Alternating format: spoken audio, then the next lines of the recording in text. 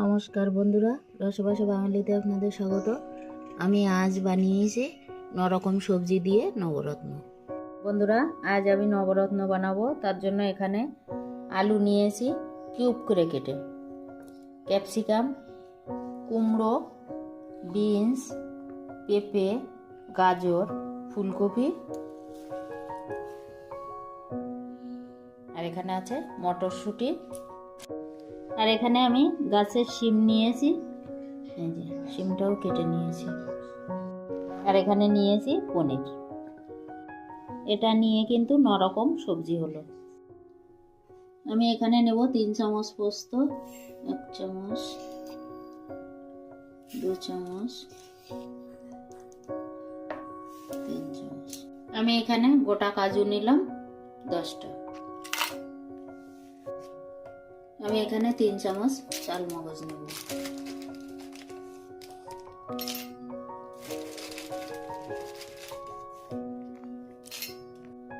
কিছুক্ষণ আমি গরম জলে ভিজিয়ে রাখবো।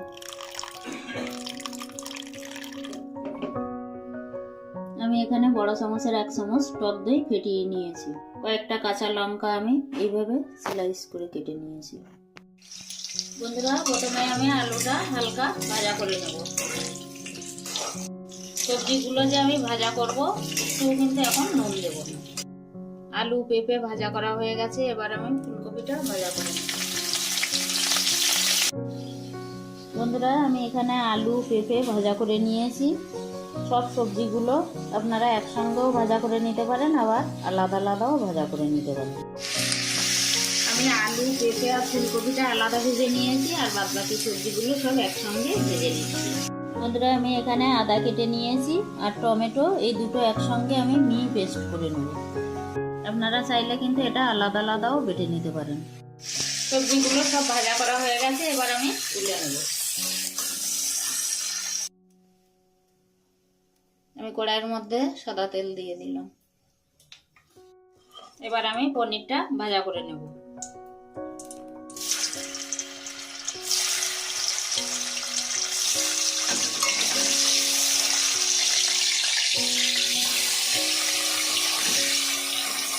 পনিরটা ভাজা হয়ে গেছে, আমি দিয়ে দেব 1 চামচ ঘি।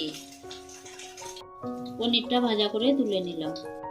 আমি দিয়ে দেব 4টে শুকনো লঙ্কা। এবার আমি দিয়ে দেব আদা আর টমেটো বাটা।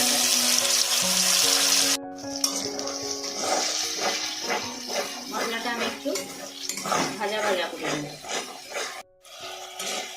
টমেটো আর আদার কাঁচা গন্ধটা চলে গেছে, এবার দেব কাজু পোস্ত আর চাল মগজ বাটাটা।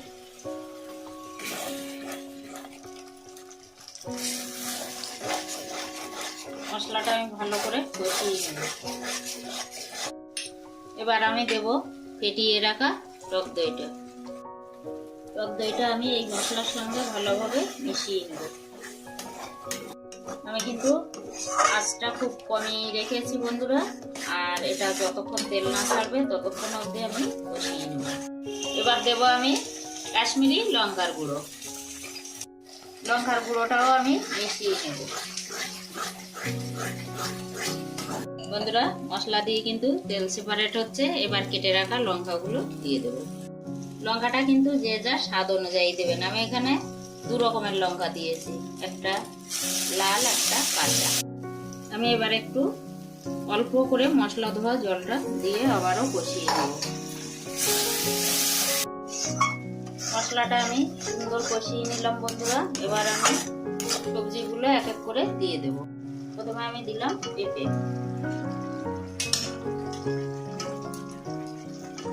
এবার দেব আলু, ভেজে রাখা সবজি।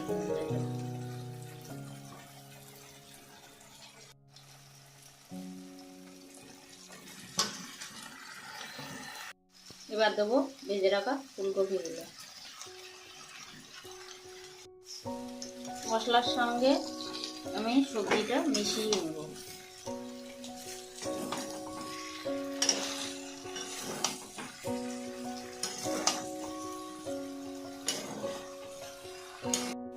এবার দেব মটরশুঁটিগুলো। আবারও আমি খুব ভালোভাবে মিশিয়ে নেব সব সবজিগুলো মশলার সঙ্গে। এবার আমি দেব স্বাদ মতো নুন। নুনটা আমি ভালোভাবে মিশিয়ে নেব সবজির সঙ্গে।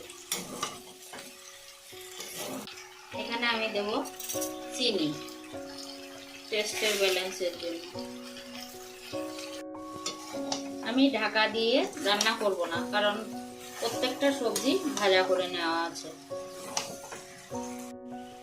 এবার আমি ভেজে রাখা পনিরগুলো দিয়ে দেবো। পনিরটাও সবজির সঙ্গে আমি ভালো করে মিশিয়ে নেব।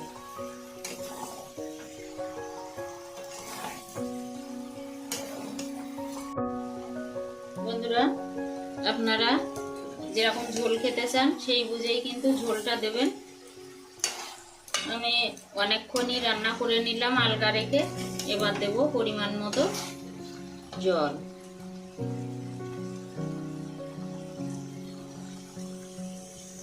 আমার এখানে সবজিও অনেকটা আছে, তো আমার 1 গ্লাস মতো জল লাগবে। আমি প্রায় 2 গ্লাস মতো জল দিয়েছি। এবার আমি রান্না করে নেব ঢাকা দিয়ে।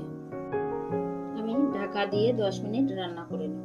10 মিনিট হয়ে গেছে বন্ধুরা, ঢাকনাটা খুলছি।